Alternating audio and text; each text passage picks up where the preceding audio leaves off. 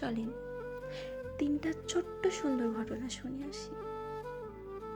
বিশ্বাস, ভরসা, আশা। বিশ্বাস।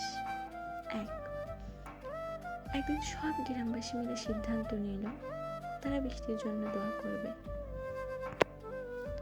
সবাই সমবেত হলো। কেবলমাত্র একটি ছেলে ছাতা হাতে নিয়ে এলো। এটাই বিশ্বাস। 2, ভরসা। আপনি যখন কোনো শিশুকে শূন্যে ছুঁড়ে খেলা করবেন, সে তখন হাসতে থাকে, কারণ সে জানে আপনি তাকে আবার ধরে ফেলবেন।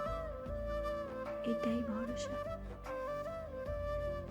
3, প্রতি রাতে আমরা যখন ঘুমাতে যাই, কোনো নিশ্চয়তা নেই আমরা পরের দিন আবার জেগে উঠতে পারবো কিনা, তবুও আমরা পরের দিনের জন্য অ্যালার্ম দিয়ে রাখি।